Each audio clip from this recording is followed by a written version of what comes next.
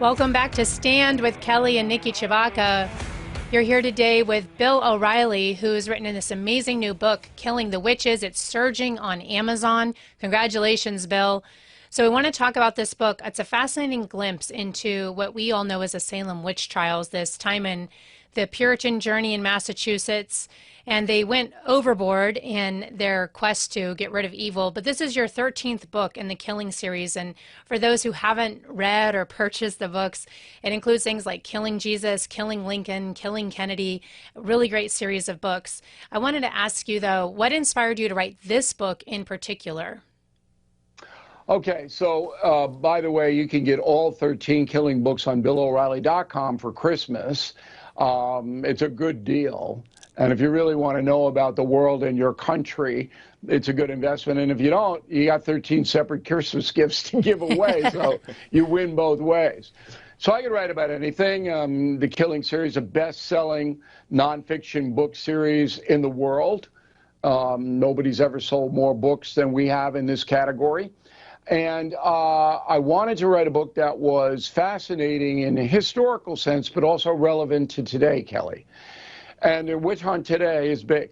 Donald Trump uses the word witch hunt every speech that he feels he's a victim of a witch hunt. All right. I told one of his guys, I said, look, whenever he says witch hunt, could he hold up the book, Killing the Witches? That would be great marketing for me if he could do that.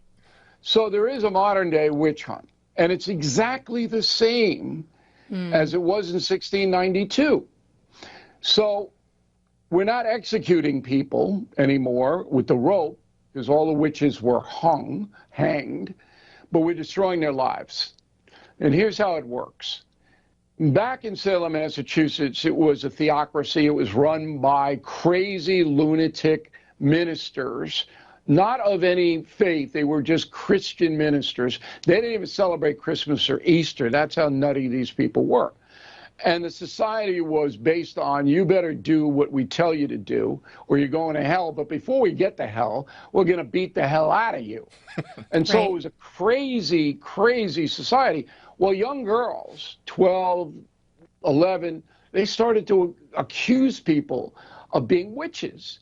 And these lunatic judges and clerics took it seriously. And all it would take was an accusation. How do you prove you're not a witch? How do you do that?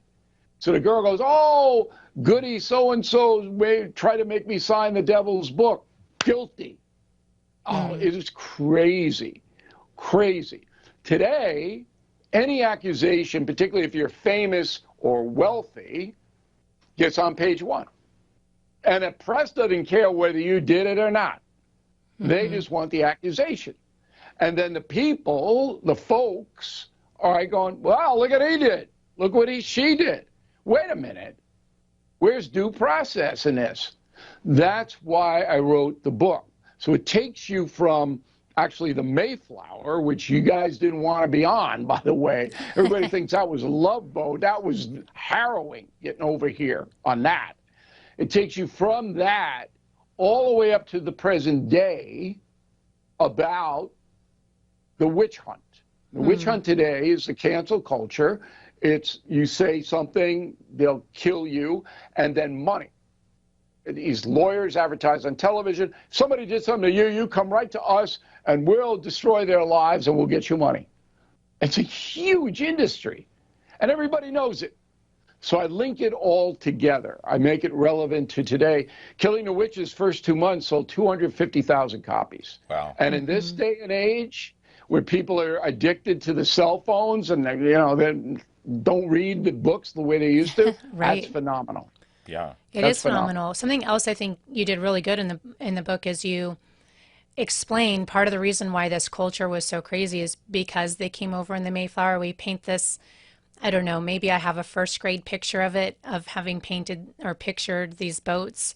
We colored all the boats and we dressed up as pilgrims, and it was all just joy and happy. But I think you did a really good job of explaining it wasn't actually joy and happy. And by the time they got over here, these people are actually pretty traumatized. And then that just carries out forward. Our country, the origins of it were so brutal.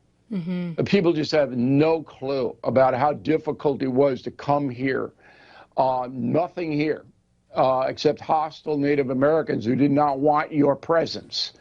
And most of the pilgrims, they weren't called that until 100 years later.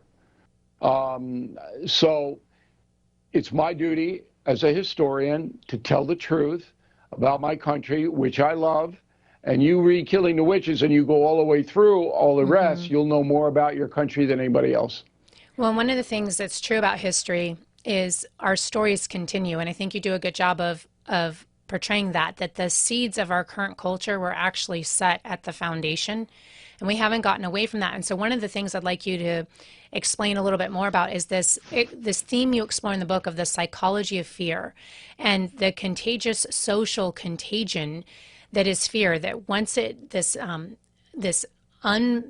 ungrounded paranoia set in, it just spread.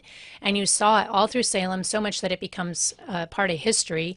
I love how you talk about calling up to the leadership in Salem, and they're so proud about their Salem Witch Festivals and everything. And you talk about, do you realize you're glorifying the murder, the ungrounded murder of all these victims? Like, are you really celebrating that? And they just go silent.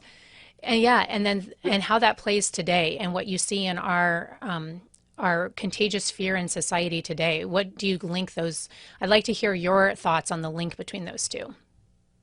Yeah. So back in Salem in 1692, you had children testifying against their parents.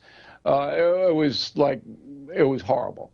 But some good came out of it, because we would not have freedom of religion now had the Salem Witch Trials not happened, because Benjamin Franklin, young teenager in Boston, he got onto this thing. And he was so appalled by it. Franklin was a genius, even as a kid. He brought it to the Constitutional Convention and said, we can't have religious people running this country. It was a big brawl. Patrick Henry, governor of Virginia, wanted in the Constitution the United States to be defined as a Christian country. But Franklin and Madison and Jefferson won that fight. And that's why we have freedom of religion now. Today in our society, religion is on the skids. It's a secular society. And that's not a good thing, in my opinion, because we need to have some moral foundations of right and wrong. Progressive movement, they don't want that. They don't want to prosecute criminals. They don't want any judgments made.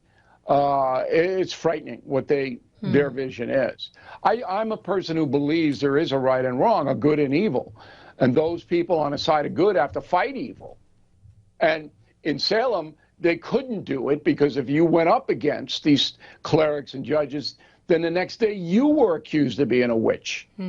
Now we have a bit more protection on that. But still, you go against the media in this country, they're going to come after you.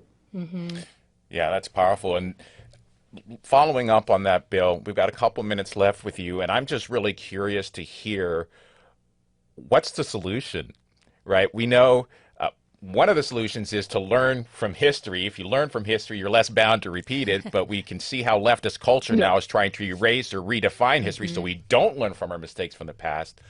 How do we get out of repeating what we're repeating right now in our own functional equivalent of those witch trials and this cancel culture? Well, 2024 election is going to tell the tale. If the progressives gain, you can kiss your country goodbye. You know, you guys are in a good place, because Alaska is separate, all right? Even though you're affected by the same cultural trends, you're not that close to the madness that centers in Washington, D.C. Americans have got to go to the polls next November, and they don't vote party, but you've got to stop this far left movement. And Joe Biden is a tool of that movement. He enables that movement. They control him. Now, Trump is Trump, okay? You guys make your own decision about Trump. But I'm voting against, all right, the progressive movement and all of this cancel culture, all this woke business. That's what I'm voting against next November, because I know how brutal that is, and I want it vanquished. And so all I can tell you is that's how you fight it, at the ballot box. Well, hopefully we learn that lesson, because people tend to think, well, they'll go after so and so because they're famous, but they're never going to come after me. And yet, more and Oh, more, they we're will. seeing everyday, ordinary Americans getting caught in those nets. And And we write about that in Killing the Witches. We were regular people, lives are destroyed. One final point. A lot of Alaskans go down to California, do a little bit weather and stuff like that. If you're a parent in California, a parent, you don't have any rights. You have no rights. And people don't know that. They don't know what Sacramento has done, that you can't even raise your own kids. The state will intrude wow. on that. And I mean, if that's what you want, keep voting for Newsom, keep voting for Biden, because that's what they are promoting. Bill, you make a I good really point. appreciate you guys having me on. Very nice to talk to you. You too. And I, Yeah, I you want make to a wish good point that all the of your I'm sorry, listeners go and ahead. viewers a very Merry Christmas up in North Pole, Alaska, right? Yeah, that's right. And you make a good point that killing the witches and witch trials are really not related to a political party. It doesn't have to be an extreme right or an extreme left. It's really a mindset about control and a contagious fear. So thank you so much for being with us. We really appreciate Sure. it. We'll be right back When I after come this up break. there, Yeah, go ahead, Bill. yeah, when I come up there, I'm going to come into the studio with you guys, all right? We would love that. We'd love to That would have be you up awesome. and to do a book promotion tour, because I think this book is really prescient, and it's a foreshadowing of what's to come on a mass level if we don't take a stand for free speech and courage. So we'll be right back after this break. Thank you so much, Bill O'Reilly, for being with us. Please, everyone, check out this book, Killing the Witches. You can get it on Amazon. You can get it on BillO'Reilly.com, along with all the other books in the Killing series. And you're with Kelly and Niki Chewbacca on Stand. Right after this break, we'll be coming back with our next guest. So stand by. Make sure to hit subscribe while we're on break. And we'll be right back in just a minute.